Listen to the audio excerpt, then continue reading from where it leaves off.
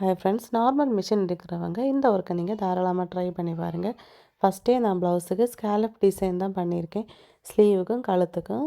தென் இதே மாதிரி ஜரி எடுத்திருக்கேன். இது வந்து 15 ரூபாய்க்கு எல்லா ஃபேன்சி ஸ்டோர்லனா டெய்லரிங் மெட்டீரியல் ஷாப்பில் கிடைக்கும். ஃபுல்லாகவே இதில் கோல்டன் கலர் ஒர்க்கு தான் பண்ண போகிறேன். ஸோ கோல்டன் ஜரி எடுத்திருக்கேன். இப்போது கொஞ்சம் த்ரெட் அதிகமாக எடுத்துகிட்டு ரெண்டாக இது மாதிரி மடிச்சுக்கோங்க.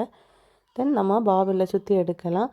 சுற்றினதுக்கு அப்புறமா நம்ம பாபின் கேஸில் இருக்க சின்ன அது ஸ்க்ரூ இருக்குது தெரியுமா, அதை கொஞ்சம் லூஸ் பண்ணி விட்டுக்கோங்க. ஏன்னா டபுளாக நம்ம சுற்றுற டைமில் த்ரெட் வந்து லூஸாக வெளியே வராது. அதனால் இப்போது த்ரெட்டை போட்டுட்டு லூஸாக வருதான்னு செக் பண்ணிக்கோங்க. த்ரெட் வந்து லூஸாக வரணும். இது மாதிரி லூஸாக வந்தால் மட்டும்தான் நமக்கு ஸ்டிச் பண்ணுறப்போ த்ரெட் வந்து டைட்டாக பிடிக்காது.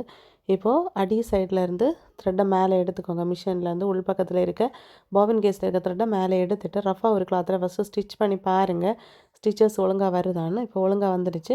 இப்போ நம்ம ஸ்கேலப் டிசைனுக்கு ஸ்டிச் பண்ண போகிறோம். லைனிங் கிளாத்தில் தான் ஸ்டிச் பண்ணுறேன் பாருங்கள். நல்ல பக்கம் பேக் சைடு இருக்குது. லைனிங் கிளாத்தில் இது மாதிரி ஸ்கேலப் டிசைனுக்கு நீங்கள் அழகாக ரவுண்டாக ஸ்டிச் பண்ணிக்கோங்க. இது பார்க்குறதுக்கு ஆரி ஒர்க்கில் யூஸ் பண்ணுற செயின் ஸ்டிச் மாதிரியே தான் இருக்கும். ஃபுல்லாகவே இது மாதிரி ஸ்கேலப் டிசைன் ஃபுல்லாக ஸ்டிச் பண்ணி எடுத்துக்கோங்க.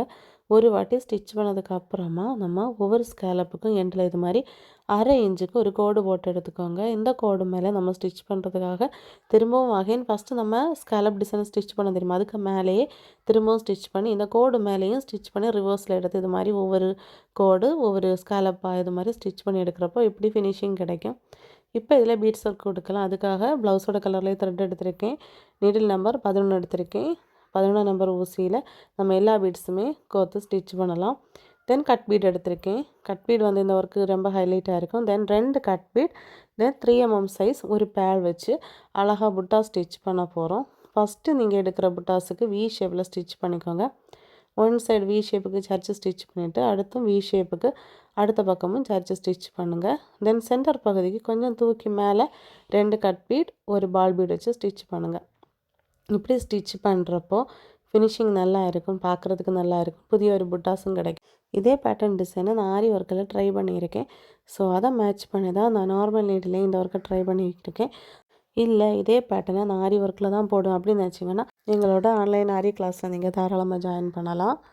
499 ரூபாய்க்கு ட்ரேசிங், மார்க்கிங், 30+ ஸ்டிச்சஸ் எல்லாமே சொல்லி கொடுத்துட்ருக்கோம். தேவை இருந்தால் நீங்கள் ஸ்க்ரீனில் தெரிய நம்பரை காண்டாக்ட் பண்ணிக்கோங்க. இப்போ இந்த ஒர்க்கு ஃபுல்லாகவே முடித்ததுக்கப்புறமா இதோட ஃபைனல் லுக் அழகாக இருந்துச்சு. இதோட ஸ்டிச்சிங் அண்ட் ஒர்க் காஸ்ட்டு பார்த்திங்கன்னா 600 ரூபா. ஒர்த்தா இல்லையான்னு கமெண்டில் சொல்லுங்கள். அப்படியே இந்த வீடியோ இஷ்டப்பட்டால் லைக் செய்ய மறக்கிறது. தேங்க்யூ.